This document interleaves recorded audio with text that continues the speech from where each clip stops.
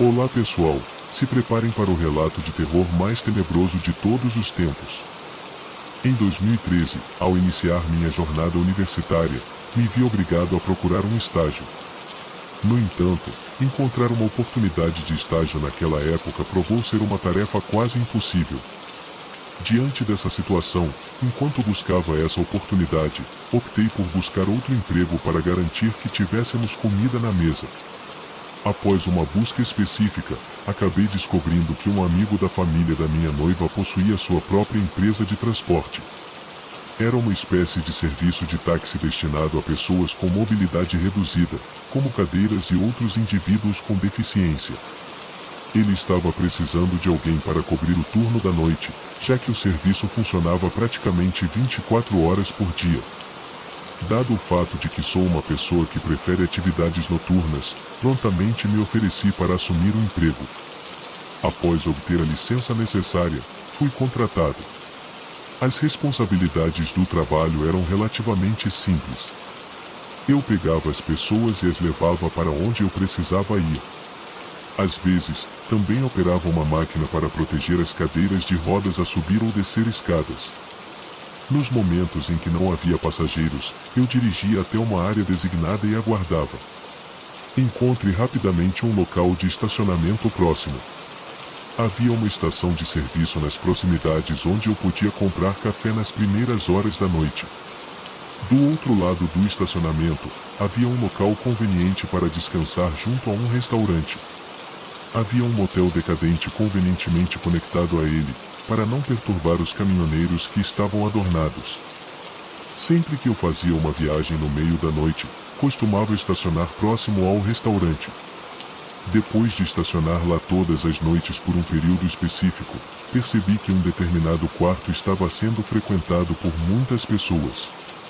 Inicialmente, não dei muita importância a isso, mas em uma noite de final de verão, enquanto eu estava meio adornado com a janela entreaberta, de repente houve gritos vindos do motel. Um homem saiu cambaleando de um quarto e começou a correr.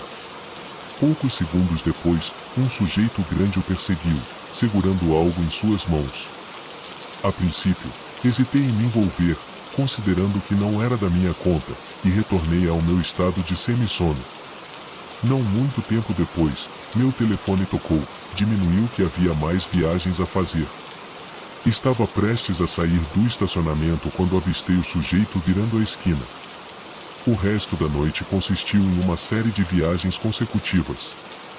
Em vez de estacionar, continuei até chegar em casa naquela noite. No dia seguinte, não retornei à área de origem até por volta das 2 ou 3 da manhã. Quando cheguei ao estacionamento, o local onde estacionar estava repleto de pedras espalhadas por toda parte. Na época, não conectei os pontos. Estacionei algumas vagas mais distantes e comecei a esperar.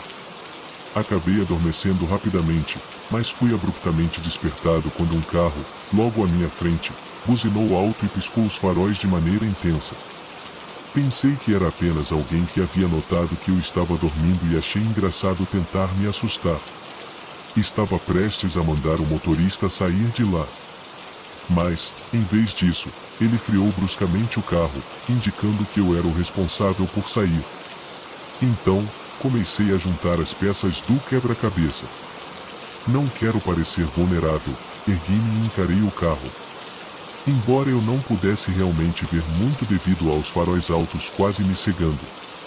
Depois do que pareceu uma eternidade, mas não deve ter passado de 30 segundos, o carro partiu. Decidi, a partir desse momento, estacionar próximo aos caminhões. Passou um mês ou mais desde o incidente com o carro, e percebeu que nada mais aconteceria se continuasse estacionando próximo aos caminhões. Em uma noite, eu tinha um turno extremamente longo de 12 horas no domingo e não consegui encontrar tempo para jantar antes de começar a trabalhar naquele dia.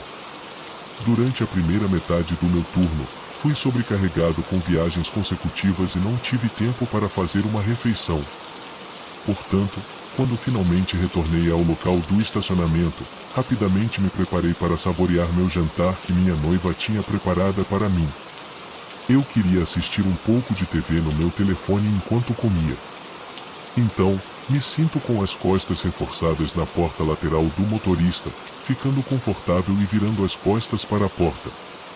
Acabei esbarrando acidentalmente na fechadura da porta com o cotovelo, mas isso acabou sendo uma espécie inesperada. Enquanto eu estava sentado ali, navegando no meu telefone, senti o ônibus balançar e ouvi o som da maçaneta da porta atrás de mim, exatamente onde eu estava. Rapidamente me virei e parei com um indivíduo com um capuz sobre a cabeça abaixado e começando a se deitar no chão, rastejando rapidamente sob o ônibus, segurando uma grande faca na mão direita.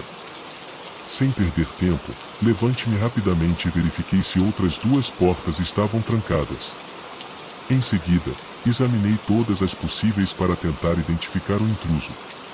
Ele ainda estava debaixo do ônibus, e eu estava fazendo não cometer o erro de pular dessa vez, uma vez que o que eu queria dele com a faca era muito clara.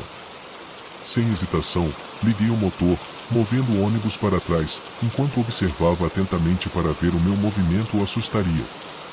Felizmente, foi exatamente isso que aconteceu. Vi o indivíduo fugir em direção a uma área arborizada no final da parada de caminhões, uma área onde eu nunca havia estacionado antes. Depois dessa noite, nunca mais o vi. Garanti que todas as portas estivessem trancadas sempre que estacionavam desde então. Há alguns meses, eu estava retornando à minha cidade após visitar meus pais, o que geralmente exigia uma viagem de 2 horas de carro. Para passar o tempo, costumo me entreter com música enquanto dirijo. Sou mulher e tenho 20 anos, dirigindo o antigo e pequeno caminhão do meu pai. Estava sozinho na faixa mais à esquerda de uma rodovia de 3 faixas. Estava aproveitando a música no rádio quando, de repente, percebi que um caminhão estava mantendo exatamente a mesma velocidade que eu na faixa mais à direita. Inicialmente, não me preocupei, pois eles estavam na faixa do caminhoneiro e provavelmente estavam indo em direção à saída para voltar à estrada. Peguei 2 sacos de limpeza de fezes dos meus cachorros e comecei a caminhar em direção à lata de lixo. Enquanto caminhava, fui subitamente cegado pelos faróis de um veículo. Olhei na direção das luzes e percebi que o caminhão que eu achei que estava saindo havia se aproximado o máximo possível do estacionamento dos carros com os iluminados direcionados diretamente para mim. Fiquei irritado por alguém estar me ofuscando com os olhos e rapidamente joguei os sacos de fezes e comecei a caminhar de volta para o meu carro. Enquanto eu me afastava, o sujeito continuava a piscar suas luzes repetidamente. Nesse ponto, eu estava quase de volta ao meu carro e comecei a me questionar se estava perdendo alguma coisa.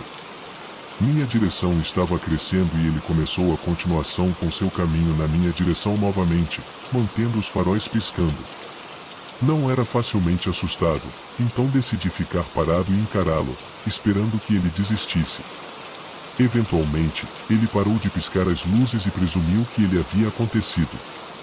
Comecei a pegar minhas chaves para destravar o carro, mas de repente meus cachorros ficaram tensos ao meu lado. Seus pelos se arrepiaram e chegaram a rosnar. Ouvi o som de uma porta se abrindo, e me virei na direção do caminhoneiro. Vi que a porta do caminhão estava aberta, e um pé começou a sair do veículo. Enquanto eu estava sentado lá, pensando que esse cara era um completo idiota, meu marido apareceu e me envolveu em seu braço, afastando o caminhoneiro do veículo. O pé do sujeito retido de volta para o caminhão, ele fechou a porta rapidamente e foi embora. Contei ao meu marido sobre o sujeito piscando as luzes, e ele explicou que os caminhoneiros usam esse método para sinalizar para mulheres em paradas de descanso compartilhando encontros sexuais. Fiquei feliz com a ideia, já que estava vestida com várias camadas de roupas devido ao frio. Que tipo de pessoa acha que é uma boa ideia abordar alguém com 2 cachorros enormes? Embora eu não tenha ficado assustado durante toda a situação, achei o episódio bastante arrepiante, já que o sujeito foi abertamente atacado de forma agressiva e inapropriada.